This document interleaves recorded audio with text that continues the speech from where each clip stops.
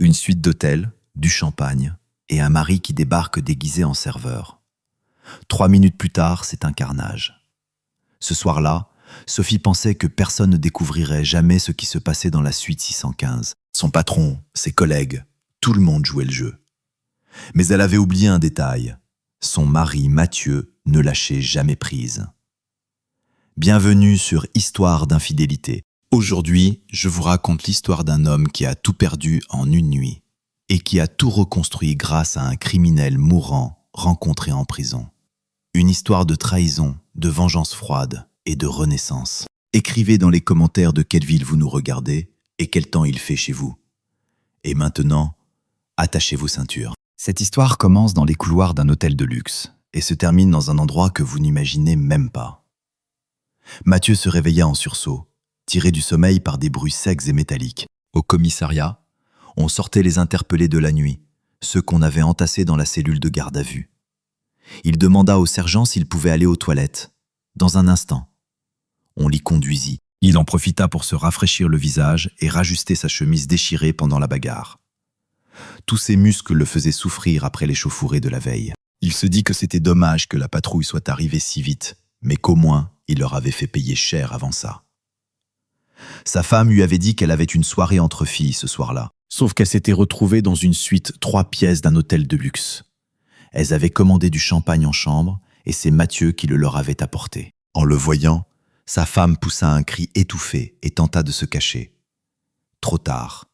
Son amant, un homme mûr qui s'avéra être leur directeur d'après ce que comprit Mathieu, voulut prendre sa défense. Mauvaise idée. D'autres hommes s'en mêlèrent, et là Mathieu se mit à tous les frapper sans distinction.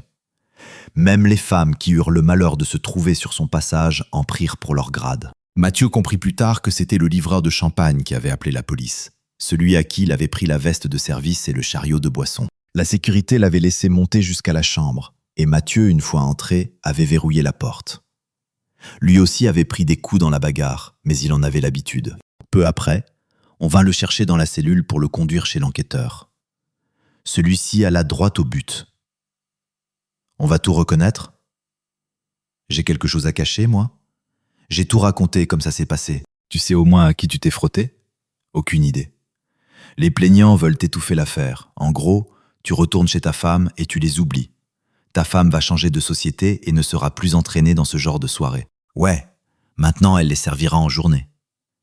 Écoute, les plaignants, 2 types importants, ne veulent pas porter plainte. Pour eux, l'image, c'est tout. D'autant qu'au fond, ce sont des hommes d'affaires de premier plan, des cadres dirigeants. L'un dans notre quartier, l'autre dans la région. Ils te réduiront en poussière en prison. Qu'est-ce qu'ils veulent alors ? La paix ? Si leurs femmes apprennent dans quelles circonstances leurs maris ont atterri aux urgences, ils auront de gros ennuis. Alors, on s'arrange ? Je ne veux plus rien avoir à faire avec ma femme. La première chose que je ferai en sortant d'ici, c'est demander le divorce. Et si je croise son directeur, je lui remets une couche. Donc on ne s'arrange pas ? Non, on ne s'arrange pas. L'enquêteur soupira, sortit des formulaires et commença l'interrogatoire. Une fois terminé, il déclara : « Puisque vous avez été pris en flagrant délit pour un crime passible d'une peine de prison, je vous place en garde à vue, conformément à l'article 91 du Code de procédure pénale. Le temps de l'enquête, vous resterez en cellule. » C'est ainsi que Mathieu se retrouva, sans l'avoir prévu, privé de liberté. D'abord 3 jours en dépôt provisoire, puis on le transféra en maison d'arrêt. Il ne connaissait pas tous les détails de cette journée. Pour chacun, elle avait commencé différemment. Pour sa femme Sophie, ce jour-là, après son arrivée au bureau, elle fut convoquée par le directeur qui lui annonça : « Sophie, on reçoit un gros bonnet de la région cet après-midi. Préviens les filles. Ce soir, on se retrouve au restaurant de l'hôtel. Après le dîner, on monte dans la suite 615, celle à 3 pièces. Jusqu'à quelle heure il faut prévoir ? Je dirais jusqu'à demain, midi. » Sophie quitta le bureau du directeur, le visage fermé, se barricadant contre la révolte intérieure. Elle connaissait ce scénario. Un gros bonnet de la région débarque, on rassemble les filles, ensuite le restaurant et la suite. Le prix à payer en cas de refus ou d'erreur était trop élevé. Perte d'emploi, mise au banc dans leur milieu, les crédits à rembourser. En contrepartie, en y allant, On pouvait toucher une prime supplémentaire, profiter d'avantages gratuits et bien manger au restaurant. Elle envoya quelques messages mesurés dans le groupe de discussion. Les filles, ce soir, restaurant Le Central, à 19h, tenue de soirée. Prévenez chez vous que vous rentrerez tard, peut-être pas avant midi demain. Ses collègues comprirent à demi-mot. Les réponses furent identiques. D'accord, compris. On sera là. Pas d'émoticônes, pas de questions inutiles. Le rituel était rodé dans les moindres détails. La soirée au restaurant se déroula comme d'habitude. Rires forcés, compliments convenus, vin hors de prix. Après le dîner, tout le monde monta dans la suite. 2 hommes, leur directeur Alexandre et l'invité de la région qui se présenta simplement comme Julien, ainsi que 2 de ses collaborateurs. Des gardes du corps montaient la garde à l'entrée.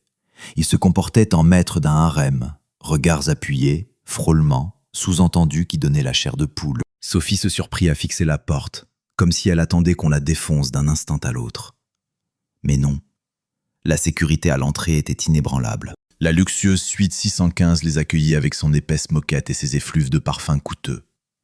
Julien ordonna aussitôt qu'on commande du champagne. Sophie s'installa au bord du canapé en se disant avec lassitude « Ça y est, ça commence ». Peu après, on frappa discrètement à la porte. Le garde posté dans le couloir laissa passer un serveur avec un chariot sur lequel trônait un seau à glace et plusieurs bouteilles. Le jeune homme, vêtu de la veste aux couleurs de l'hôtel, fit rouler le chariot jusqu'au coin salon, referma la porte à clé derrière lui, puis se mit à disposer les flûtes. C'est à ce moment-là que Sophie sentit que quelque chose clochait. Le serveur était trop massif pour ce genre de travail. Une nuque, des épaules bien trop familières. Son cœur se mit à battre si fort qu'elle en eut le vertige. Elle détailla son profil, penché au-dessus de la table basse. C'était Mathieu. Il se redressa et leurs regards se croisèrent. Dans ses yeux, elle ne lut ni colère ni fureur, mais un vide glacé, absolu. C'était plus effrayant que n'importe quelle rage. Elle se tassa contre le dossier du canapé, tentant vainement de tirer sur sa robe trop courte pour couvrir ses genoux. Il était trop tard. Elle eut juste le temps de souffler. « Mathieu ?» Alexandre, leur directeur, remarquant sa frayeur et l'étrange attitude du serveur, se leva de son fauteuil. « Et toi, qu'est-ce que tu fabriques ? Tu as fini ? Tu dégages ?» Mathieu se tourna vers lui sans répondre. Il ôta simplement la veste de l'hôtel, et tout son corps se tendit comme un ressort. Sophie cria « Mathieu, non !» Mais c'était déjà fait. Le coup partit, rapide et précis. Le poing de Mathieu s'abattit de toute sa force sur le visage d'Alexandre. Celui-ci s'écroula de tout son poids sur la table basse, qui explosa en morceaux. Les amis de Sophie poussèrent un hurlement. Julien, le directeur régional, recula jusqu'au mur, braillant quelque chose vers son téléphone. Mathieu, sans lui prêter attention, se rua sur l'autre homme, l'un des collaborateurs qui avait tenté de le saisir. Un bruit sourd, un craquement, un cri strident retentirent. Sophie ferma les yeux. Le monde se réduisit à un chaos de sons. La respiration lourde de son mari, les chocs secs, le fracas du verre brisé, les hurlements affolés des femmes. Elle sentit le champagne couler le long de ses jambes, venu du chariot renversé. Froid et collant, comme toute cette scène. Elle ne vit pas le moment où Mathieu, après avoir envoyé valser le dernier homme qui essayait encore de lui résister, se tourna vers elle. Elle sentit seulement son regard posé sur elle et ouvrit les yeux. Il la fixait toujours avec la même vacuité glacée. Ni haine, ni chagrin, rien. Cela ne dura qu'un instant, mais pour elle ce fut une éternité. Puis il recommença à frapper, sans distinguer hommes et femmes. Toute tentative de résistance échouait. Sa main brûlante, la main d'un homme qui avait déjà tout perdu et qui, de ce fait, était libre dans sa rage, s'abattait sur tout ce qui se trouvait à portée. Sophie ne sut pas quand tout cela prit fin. Elle revint à elle au son de coups violents frappés à la porte. Une voix hurlait « Ouvrez, police !» La porte céda sous l'épaule. Des uniformes apparurent dans l'embrasure. La pièce offrait un spectacle de véritable carnage. Meubles renversés, vaisselle éclatée, flaques d'alcool et de sang. Les hommes gémissaient en essayant de se relever. Les femmes, recroquevillées dans les coins, sanglotaient. Et au milieu de tout cela, haletant, la paupière ouverte et la chemise en lambeaux, se tenait son mari. Il ne résista pas lorsque les policiers s'approchèrent. Son regard restait éteint. Il ne la regarda même pas quand ils l'emmenèrent. Assise par terre, les bras serrés autour de ses épaules, Sophie le suivit des yeux. Elle comprenait qu'elle venait d'assister non seulement à l'effondrement de sa carrière et de son mariage, mais peut-être aussi à la destruction de la vie de son mari. Et tout cela à cause de cette maudite suite, celle où ils étaient entrés de leur plein gré, par pure bêtise. L'enquêteur, Étienne Morel, était assis à son bureau et observait Alexandre, installé en face de lui. Celui-ci s'était calé contre le dossier, essayant de garder une contenance de cadre sûr de lui. Mais le résultat était peu convaincant. Un large hématome violacé barrait son œil. Sa lèvre gonflée l'obligeait à articuler avec prudence. Et son bras droit, posé sur la table, était plâtré du poignet au coude. De son assurance habituelle, il ne restait pas grand-chose. Sous les efforts pour se maîtriser perçaient fatigue et irritation. Étienne repoussa la chemise cartonnée contenant le dossier et commença. « Bon, Alexandre, reprenons calmement. Vos déclarations, celles de Julien, ainsi que celles des autres présents, diffèrent sur certains détails, mais coïncident sur l'essentiel. L'agression dont vous et vos collègues avez été victimes a été commise par le mari de votre salarié, Mathieu. Il ne le conteste pas, et ajoute même qu'il est prêt à recommencer à la première occasion. » Alexandre esquissa un sourire amer, aussitôt réprimé par une grimace de douleur, puis répliqua. « Elle travaille dans ma société. Nous avons des relations strictement professionnelles. » Des collègues qui, un vendredi soir, à 22h, se retrouvent dans une suite 3 pièces avec du champagne. On appellera ça une réunion de travail, version informelle. Vous discutiez de perspectives de collaboration. Julien est un partenaire important pour nous, un client de poids, et Mathieu a débarqué comme un voyou pour tout saccager. J'exige qu'on le poursuive avec la plus grande sévérité. Vous avez vu dans quel état il m'a mis ? J'ai vu. L'examen médical a constaté chez vous une commotion cérébrale, une fracture fermée du radius, de multiples ecchymoses. Julien a le nez cassé et quelques côtes fendues. Ses collaborateurs avaient eux aussi des blessures de gravité variable. Les femmes n'avaient pas été épargnées non plus. Outre le choc, elles présentaient des écorchures. Le tableau était sérieux. Eh bien, parfait. Puisqu'on ne peut pas étouffer l'affaire comme je le proposais, il faut l'enfermer pour longtemps. Des poursuites pour coups et blessures graves, qu'il prenne le maximum. C'est vrai, mais pas tout à fait. Il y a des nuances. Premièrement, votre précieux partenaire, Julien, comme nous l'avons découvert, cumule plusieurs amendes administratives pour troubles à l'ordre public. L'année dernière, une procédure pour escroquerie a été ouverte contre lui, puis abandonnée suite à un arrangement à l'amiable, ce qui est étrange. Drôle de partenaire pour un homme d'affaires respectable. Alexandre se rembrunit. Ça n'a rien à voir avec cette affaire. Au contraire, le profil des plaignants influence la lecture des événements. Deuxièmement, nous avons le témoignage du serveur, à qui Mathieu a pris le chariot et la veste. Il affirme que vous l'avez appelé pour lui ordonner de livrer en urgence du champagne à la suite 615, et que vous avez précisé que les filles étaient déjà là-haut. Curieux détail pour une réunion professionnelle. Alexandre passa nerveusement sa main valide sur son visage. « Écoutez, commandant, arrêtons ces petits jeux. Qu'est-ce que vous voulez ?» L'enquêteur reposa son stylo et croisa les mains sur la table. « Je veux comprendre pourquoi vous, en tant que victime qui a toutes les chances d'envoyer son agresseur derrière les barreaux, vous vous êtes acharné à enterrer l'affaire. Vous avez fait passer par votre avocat que vous ne souhaitiez pas de sanctions sévères et que vous étiez ouvert à un arrangement. Mathieu, lui, a catégoriquement refusé tout compromis. Il veut un procès. » Le visage d'Alexandre se tordit dans une grimace de rage et d'impuissance. « Il est complètement fou ou quoi ? Plutôt quelqu'un qui n'a plus rien à perdre. Alors que vous, si je comprends bien, vous avez beaucoup à perdre. Julien est un homme marié, tout comme vous d'ailleurs. Vos épouses savent dans quelles circonstances professionnelles exactement vous avez récolté ces blessures. » Un lourd silence s'installa. Alexandre fixait la table, les mâchoires crispées. Toute sa morgue s'était envolée. Il ne restait qu'un homme acculé. Il finit par lâcher. « Commandant, vous comprenez à quoi ça ressemble ? Le scandale, les rumeurs. Ça va détruire ma réputation, mes affaires. » « Je comprends. Mais Mathieu ne semble pas redouter ce scandale. Au contraire, il est prêt à étaler au grand jour tous les détails de cette soirée. Et là, vous ne pourrez plus expliquer à vos femmes qu'il s'agissait d'une fête innocente. Surtout quand l'une des participantes était Sophie, dont le mari n'est autre que ce fameux Mathieu déchaîné. Belle histoire, non ? Alexandre se leva brusquement. Alors, qu'est-ce que vous me proposez? Même s'il a failli me tuer, je propose d'enterrer l'affaire. Sauf qu'il refuse. Je constate les faits. Vous voulez étouffer l'affaire pour éviter le scandale. Mathieu, lui, s'y refuse, parce que le scandale est la seule chose qui lui reste. Vous voilà dans une impasse. Si l'affaire va au procès, les procès-verbaux, les témoignages et tous les détails de la soirée seront rendus publics. Tout sera étalé. Êtes-vous prêt à ça? Alexandre garda le silence, respirant avec difficulté.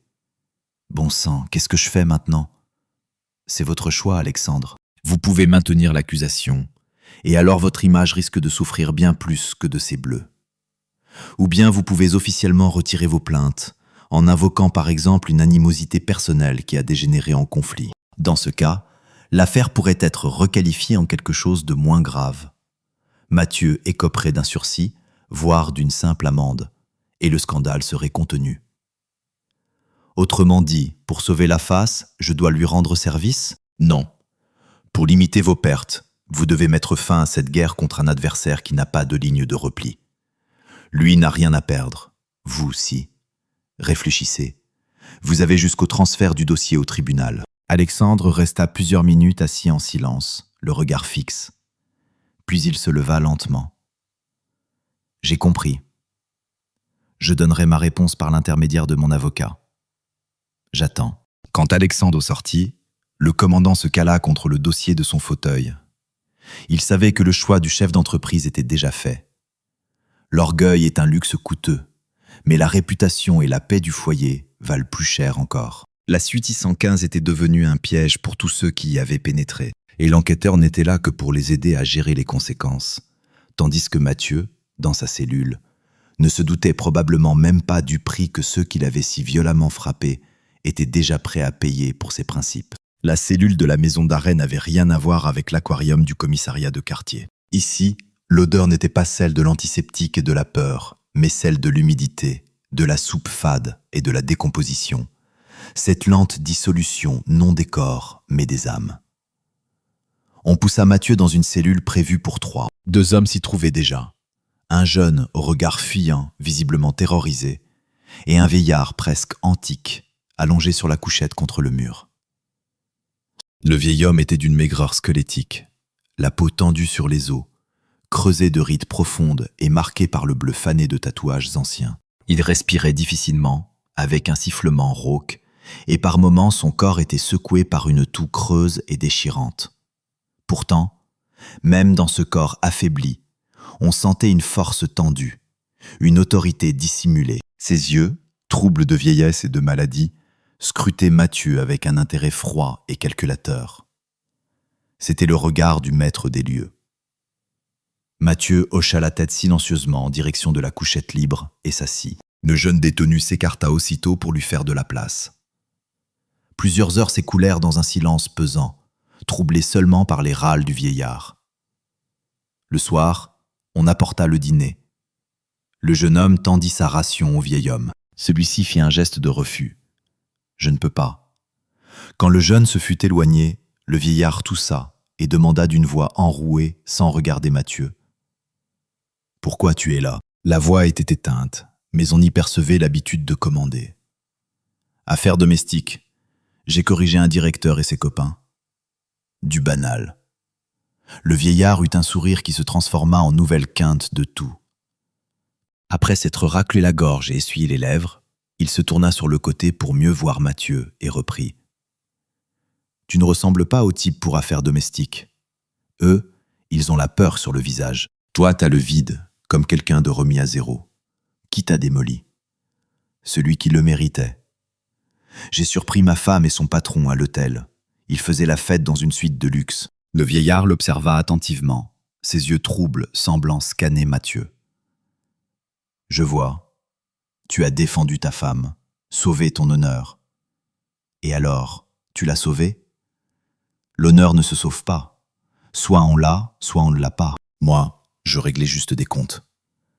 Et t'as trouvé le fond des choses? J'ai trouvé le fond avant même d'entrer dans cette chambre. Là-haut, c'était juste que mes poings me démangeaient.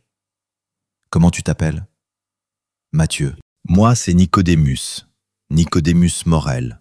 On m'appelle le fantôme. Ce nom ne disait rien à Mathieu, mais la façon dont le jeune dans le coin s'était figé indiquait clairement qu'il avait du poids. Nicodémus se tut un instant, rassemblant ses forces, puis commença à parler. « Tu te bats du mauvais côté, Mathieu.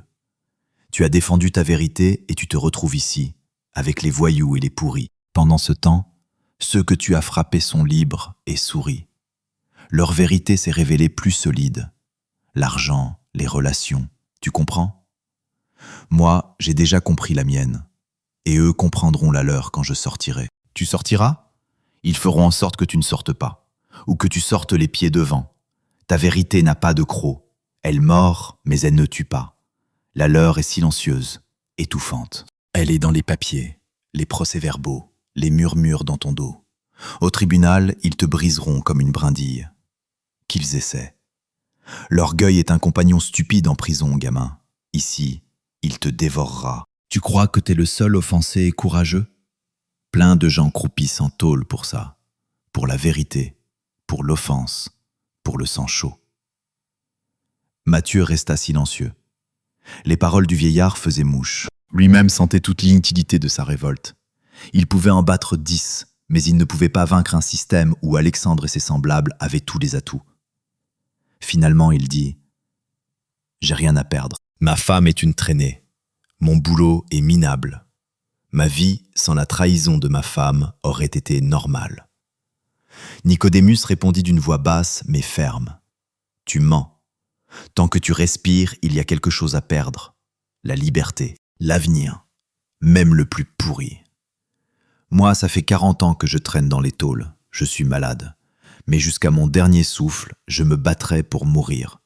Si ce n'est pas chez moi, au moins pas dans cette cellule puante. Ça, c'est la vérité. La tienne, c'est juste de la rage de gamin. » Nicodémus se mit à raconter sa vie, les codes des voyous, comment fonctionne ce monde derrière les barreaux.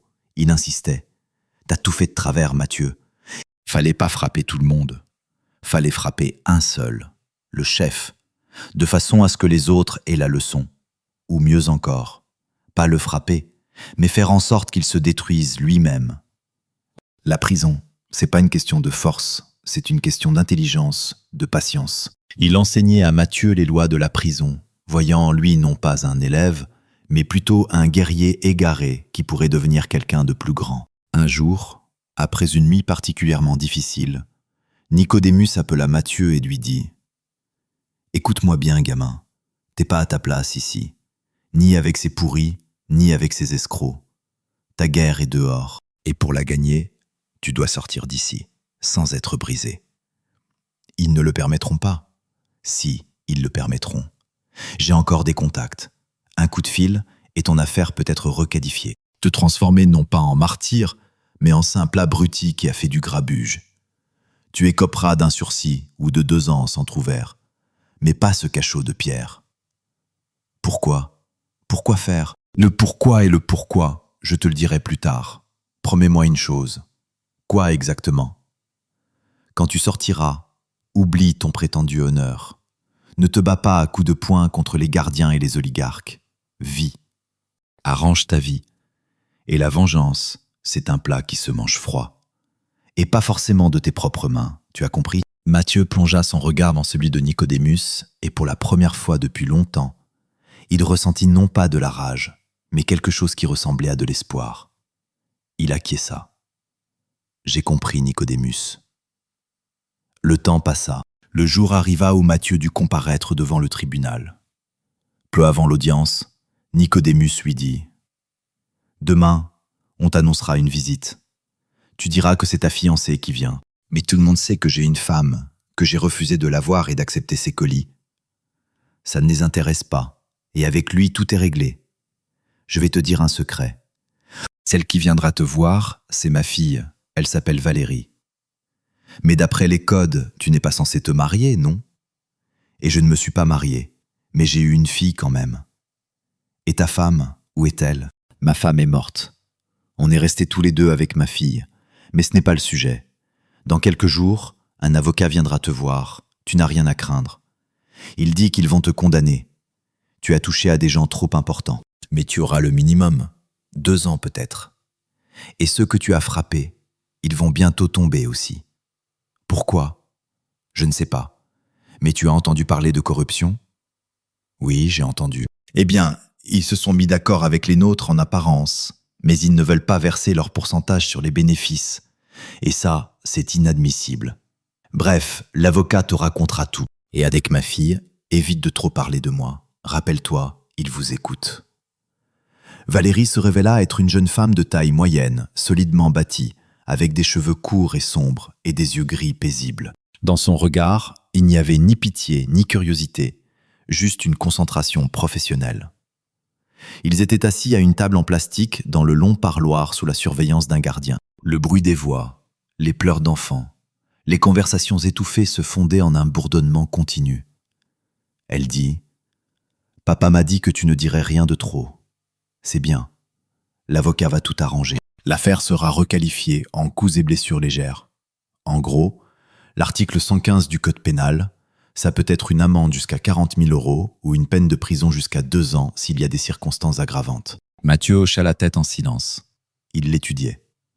On devinait en elle la même volonté d'acier que chez son père, mais sans la patine de fatigue carcérale. Elle était comme un outil neuf et affûté. L'avocat dit que tu es quelqu'un de bien, que tu n'as pas supporté l'affront. Ici, on respecte ça. Mais arrête de te cogner la tête contre les murs.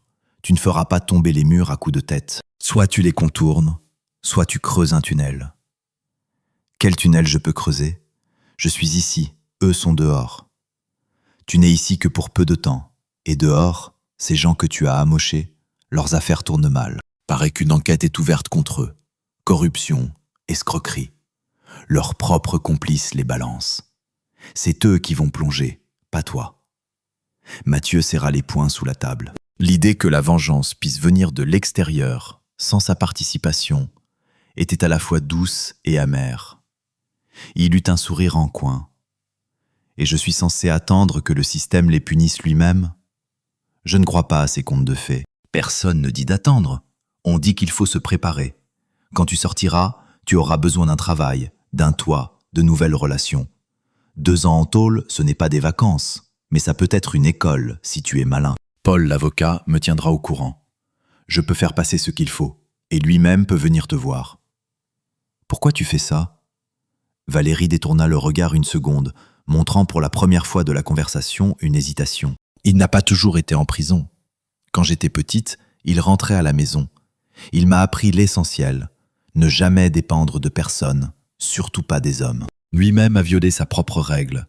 Il s'est mis à défendre quelqu'un de faible. Il s'est fait coincer, et maintenant je peux l'aider. En t'aidant, je l'aide à rester ce qu'il était, un homme qui remet les choses à leur place, même depuis une cellule. Dans ses paroles résonnait non pas seulement une loyauté filiale, mais quelque chose de plus grand, un but commun, une mission. Il dit « D'accord, je me souviens de ce que ton père m'a dit à propos du plat froid. Il ne se trompe pas sur les gens. Prépare-toi au procès, tout ira bien. » La visite touchait à sa fin. Le surveillant cria brutalement « C'est l'heure !» Valérie se leva, son visage redevenu impénétrable. En guise d'adieu, elle dit « À la prochaine fois, Mathieu. Tiens bon. » Elle partit sans se retourner. Mathieu sentit que le chaos en lui commençait à prendre une forme nouvelle, étrange. Sa rage avait trouvé un allié, et sa solitude avait un nom. Valérie, la fille du fantôme. Le procès de Mathieu fut bref et étrange. Il dura moins d'1 heure. L'atmosphère dans la salle ne ressemblait pas à une quête de vérité, mais plutôt à une pièce répétée où chacun connaissait son rôle. La juge, une femme fatiguée derrière ses lunettes, lisait d'un ton monocorde l'acte d'accusation. Le procureur, un jeune homme au visage indifférent, ne réclamait pas de sanctions sévères, se contentant d'insister formellement sur la culpabilité. L'avocat Paul, ce fameux Paul envoyé par Valérie, fut concis. Il demanda au tribunal de tenir compte des aveux sincères de son client, de ses antécédents favorables. D'où venait-il? Mathieu n'en savait rien. Et du fait que le conflit avait été provoqué par les plaignants. Le plus surprenant fut le comportement des plaignants. Alexandre et Julien ne se présentèrent pas au tribunal. Leurs intérêts étaient représentés par des avocats en costume cher qui déclarèrent que leurs clients n'insistaient pas sur une sanction sévère et n'avaient aucun grief personnel contre l'accusé, puisque le conflit était résolu. La phrase sonnait comme s'ils s'étaient simplement disputés pour une place de parking. Pourtant, ils étaient encore alités avec des fractures au service de chirurgie. Ils avaient complètement déplacé le scandale vers le restaurant, où l'incident aurait soi-disant eu lieu, cherchant à tout prix à éviter de mentionner que tout s'était passé dans une chambre d'hôtel. Mathieu était assis au banc des accusés, serrant et desserrant les poings. Il ne se sentait pas participant au procès, mais spectateur. Tout avait été décidé dans son dos. Des paroles de Nicodémus sur la vérité silencieuse et étouffante des papiers prenaient corps. Sa rage, son honneur, sa douleur, tout cela n'était qu'une monnaie dans un grand jeu dont il ne comprenait pas les règles. Sophie, initialement classée parmi les victimes, avait été reclassée comme témoin, tout comme plusieurs employés du bureau. Comme l'avait dit Paul, presque toutes les femmes impliquées dans cette affaire avaient divorcé de leur mari. La voix de la juge ramena Mathieu à la réalité. « Accusé, levez-vous » Mathieu se leva, redressant le dos. Il fixait la juge, ressentant un vide. Celle-ci proclama. Sur la base de ce qui précède et conformément à l'article 115 du Code pénal, le tribunal condamne Mathieu à 2 ans de prison ferme. Le sursis dont avait parlé Nicodémus n'avait pas eu lieu, mais le cachot de pierre de la maison d'arrêt était désormais derrière lui. La sentence était relativement clémente, surtout si l'on considérait que le temps passé en détention provisoire était décompté. Il ne lui restait que 3 mois à purger. L'avocat Paul se tourna vers lui et dit doucement « Tout s'est passé comme prévu. C'est une victoire. » « La victoire de qui ? » ?»« La vôtre. Vous sortez. Et vous sortez vivant, sans condamnation à vie pour crime grave. Le reste n'est qu'une question de temps. » Tandis que le garde et l'escortaient hors de la salle, Mathieu aperçut furtivement au bout de la rangée, près de la sortie, un profil familier. Une silhouette de taille moyenne et robuste, vêtue d'un manteau sombre. Valérie. Elle ne le regardait pas, son attention rivée sur le téléphone dans sa main. Mais sa présence ici, à ce moment précis, était un signe. Le signe que les arrangements murmurés dans la cellule de prison fonctionnaient. On le ramena dans la cellule de la maison d'arrêt pour les formalités administratives. Nicodémus était allongé sur la couchette, les yeux au plafond. « Alors, gamin, 2 ans à tirer, c'est rien. Considère ça comme une mission temporaire. Quand tu reviendras, la vie recommencera.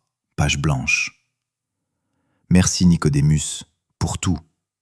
Ne me remercie pas. Tu te souviendras encore de ton fantôme quand tu seras dehors.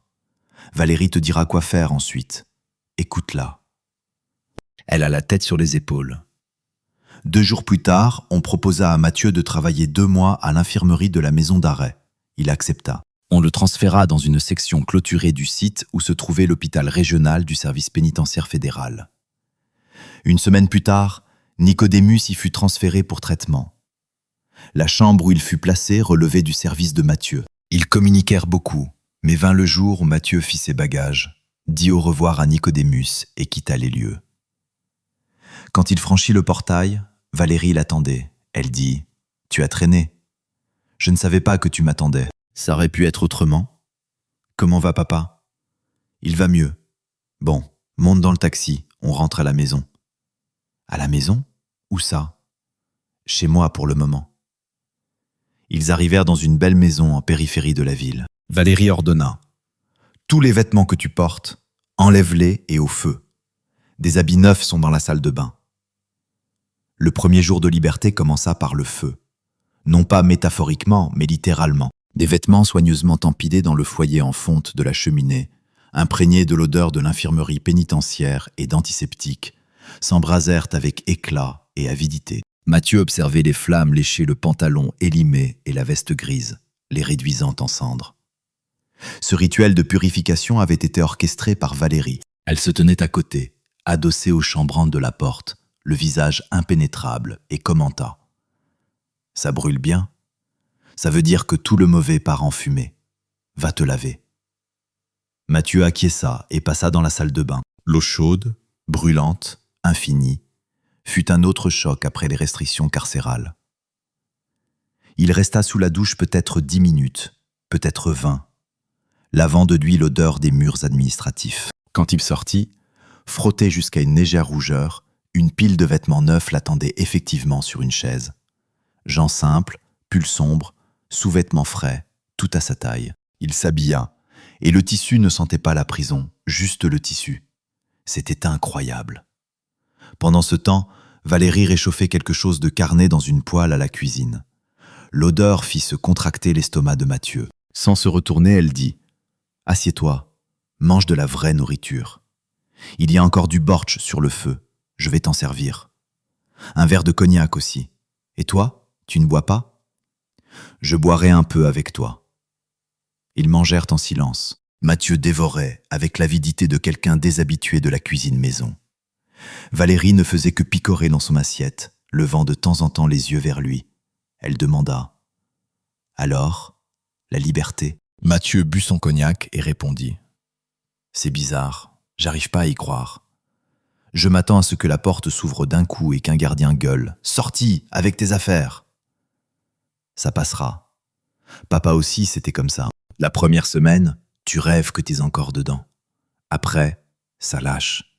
Valérie croisa les mains sur la table. Son regard devint concentré, professionnel. Voilà ce qu'il en est. Le divorce avec Sophie est déjà lancé, par l'avocat. Elle ne résiste pas. Elle a même déjà signé.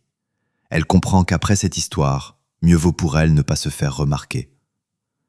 L'appartement est à elle, donc elle ne bougera pas. Elle a promis de rassembler toutes tes affaires. L'avocat dit que c'est vraiment de la camelote. Tout est bon à jeter. Alors reste chez moi pour le moment. Elle lui tendit un porte-clés avec 2 clés. Mathieu les prit. Le métal était froid. Merci pour tout. De rien. C'était un accord. Mon père t'a aidé, tu m'aideras en retour. Comment ? En travaillant. J'ai une petite affaire, un garage. J'ai besoin de quelqu'un qui n'a pas peur de se salir les mains, qui sait encaisser les coups, et surtout sur qui on peut compter. Papa dit que tu es celui-là.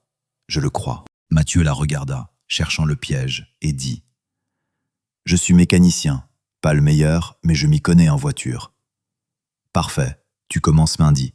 Il y a juste une condition. » « Laquelle ? » « Aucune recherche de ces salauds. Ni Alexandre, ni ce Julien. Aucune allusion, aucun appel, aucune rencontre fortuite. Pour toi, il n'existe plus. Compris ? Mathieu se tut. L'image floue du visage d'Alexandre lui revint en mémoire. Ses mains se serrèrent en poing. Valérie insista durement. Compris ? Compris, c'est un plat froid. Exactement. Maintenant, ce n'est plus ton problème. Tu as déjà fait ta part. Tu dois continuer à vivre. À vrai dire, il n'avait pas d'autres options. Et dans sa proposition, il y avait non seulement un accord, mais aussi un fil salvateur tendu de l'ancienne vie vers la nouvelle. Bon, assez parlé. Si tu veux, bois encore. Et va te reposer. Tu as besoin de sommeil. La 2e chambre est à l'étage. Les draps sont propres. Demain, réveil à 7 heures, à 8 heures au garage.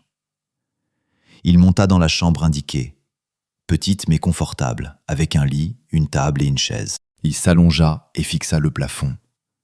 Le silence était assourdissant. Ni ronflement de codétenus, ni grincement de verrous, ni cri tonitruant. Juste le tic-tac d'une horloge quelque part en bas. Il s'attendait à ce que la tension habituelle, l'anxiété, le submerge.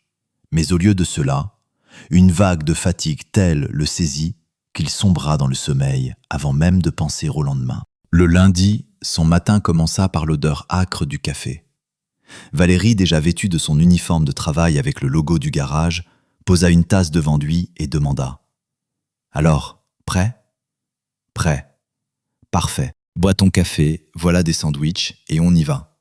Et tiens, prends de l'argent pour tes dépenses. » Le garage que possédait Valérie n'était pas un ensemble de box délabrés, mais une entreprise solide avec plusieurs ateliers, une réception propre et un entrepôt de pièces détachées. Le personnel, quelques mécaniciens et 2 administrateurs, regardaient le nouveau avec curiosité, mais sans hostilité.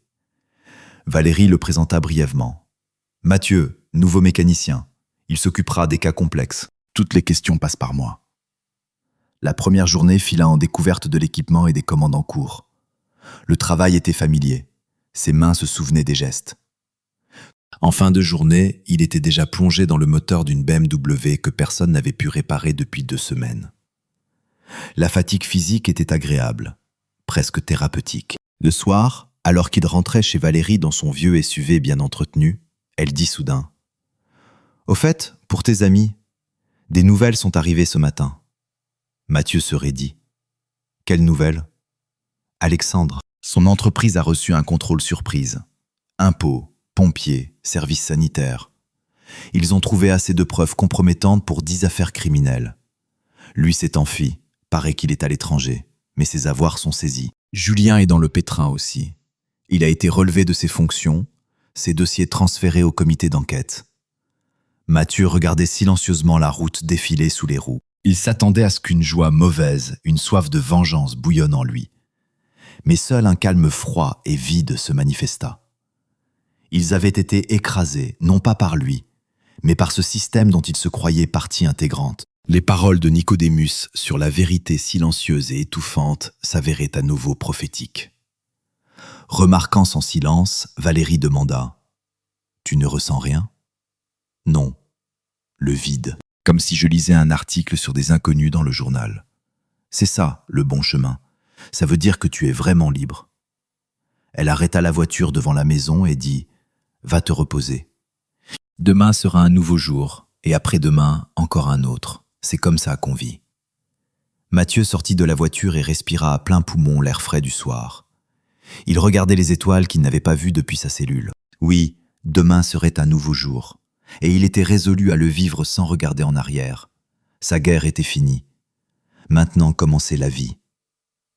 Le lendemain, au garage, tout se déroulait calmement. Pas de commande urgente, pas de clients furieux au téléphone. Même le temps était calme, couvert. Mathieu s'occupait du diagnostic de routine d'un SUV quand Valérie entra dans l'atelier. Sur son visage se lisait une concentration inhabituelle, teintée d'une légère inquiétude. Elle s'appuya contre le chambranle de la porte et dit : « Mathieu, il y a un appel pour toi sur le fixe. À mon avis, mieux vaut ne pas répondre. » Il posa le scanner de diagnostic, s'essuya les mains sur un chiffon et demanda : « Qui c'est ? » : « Sophie. » Le prénom résonna comme un coup de feu dans le silence du garage.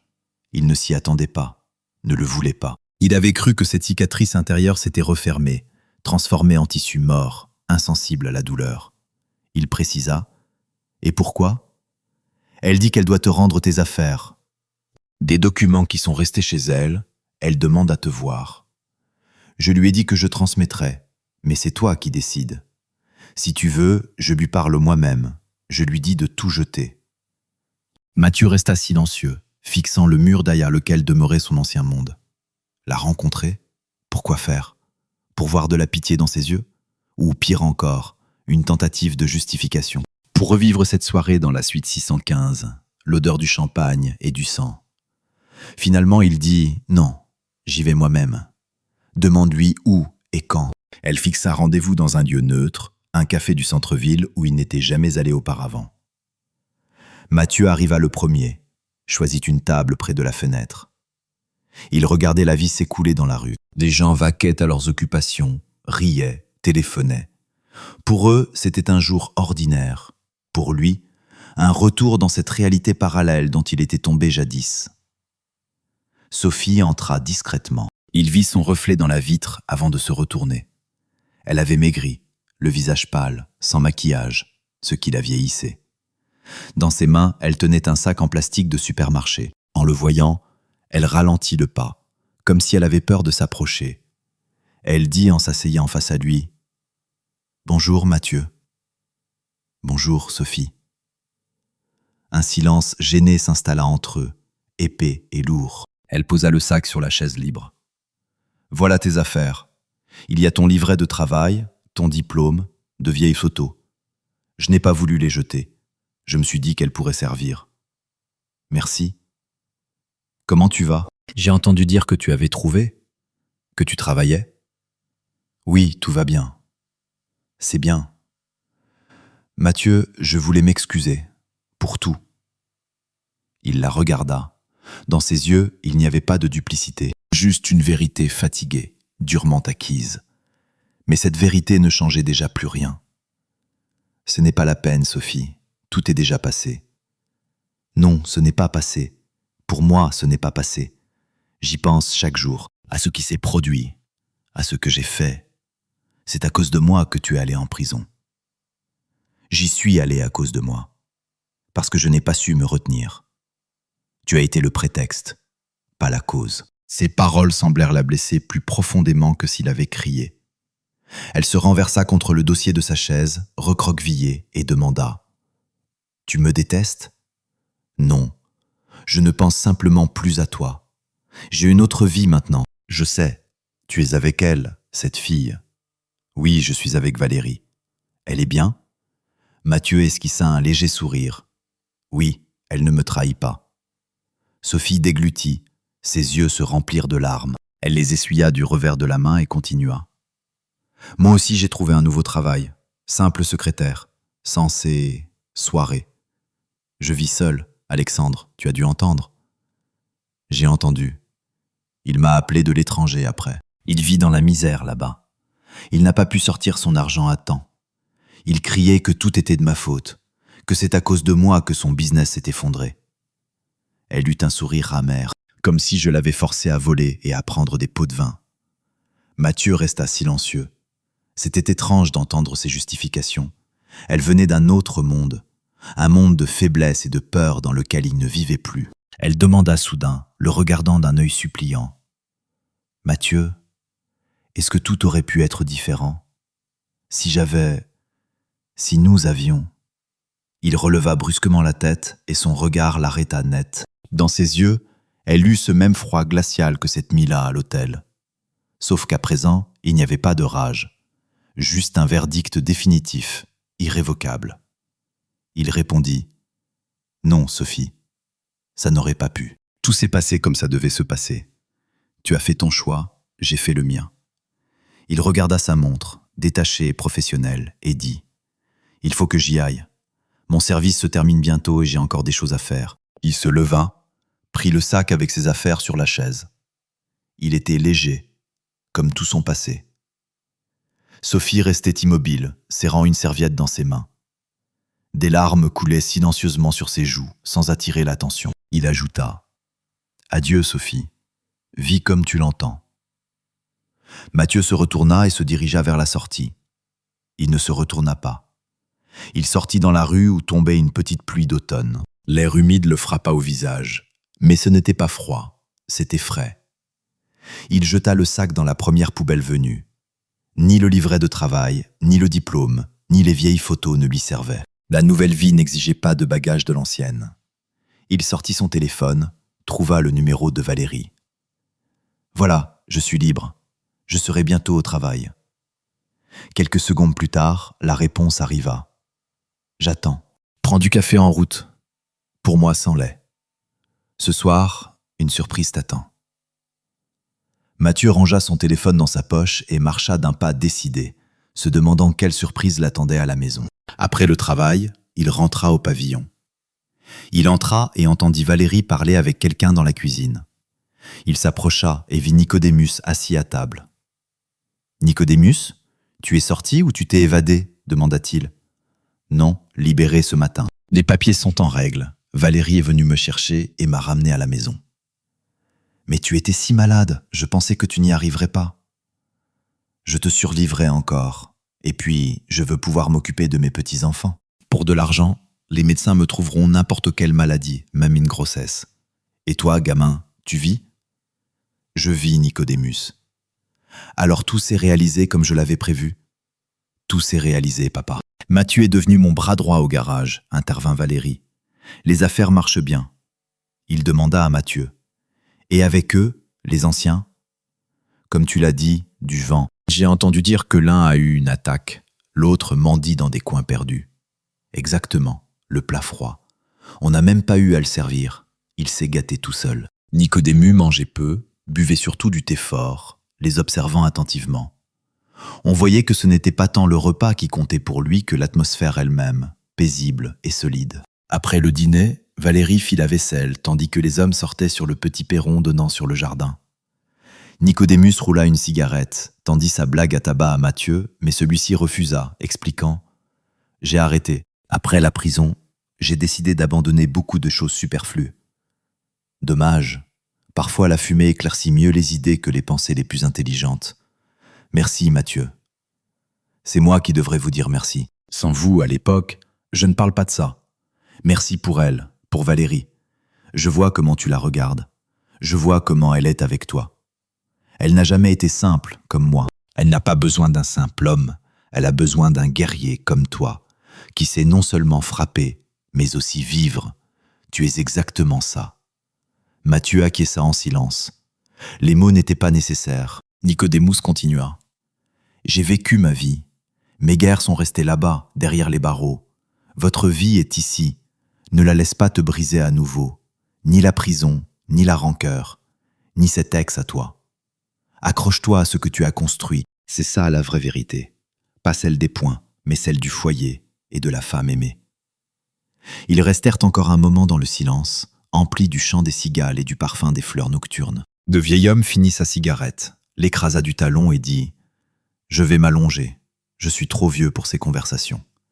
Et puis, je suis fatigué aujourd'hui. » Valérie apparut dans l'embrasure de la porte. « Justement, papa, j'allais t'envoyer te reposer. » Quand Mathieu se retrouva seul, il inspira profondément l'air chaud de la nuit. La rencontre avec Nicodémus n'avait pas été un retour au passé, mais un point final dans l'acceptation de son présent. Le fantôme, cet homme de la cellule, lui avait donné sa dernière bénédiction pour une vie ordinaire et paisible. Et dans cette vie, Mathieu avait enfin son foyer, sa femme et sa vérité durement gagnée. Le temps passa. Mathieu demanda Valérie en mariage après en avoir parlé avec Nicodémus. « Mathieu, ce n'est pas moi qui décide. Tout sera comme Valérie le décidera, » répondit celui-ci. « Et comment va-t-elle décider ? Ça, je ne le sais pas. Tu es d'accord ? Fais ta demande ce soir. » Le soir, quand Valérie mit le couvert pour trois, Mathieu posa sur la table du champagne et du cognac. Elle demanda « Qu'est-ce qu'on fête aujourd'hui ? » « Après avoir parlé avec ton père, je te fais une demande officielle. En témoignage de mon amour, je t'offre cette bague de fiançailles. » Un mois plus tard, ils célébrèrent leur mariage, et un an après, Nicodémus s'occupait de son petit-fils. Sophie continua à vivre seule. Souffrant d'une mauvaise réputation, elle ne fréquentait personne. Comment vivait Julien, qui avait fui à l'étranger? Personne ne le savait. Le sort d'Alexandre, frappé par une attaque en maison d'arrêt, demeurait inconnu. Et c'est ainsi que l'histoire se termine. En réfléchissant à voix haute, on voudrait dire « Chaque être humain atteint un jour cette limite où la douleur se transforme en force et la vengeance en conscience. La victoire n'est pas toujours un coup porté. Parfois, la victoire, c'est savoir lâcher prise. » Mathieu a traversé la boue, l'humiliation et la solitude pour comprendre que la vérité n'est pas dans les poings, mais dans la capacité de recommencer. Et tant qu'un homme est capable d'aimer, de construire et de pardonner, il est vraiment libre.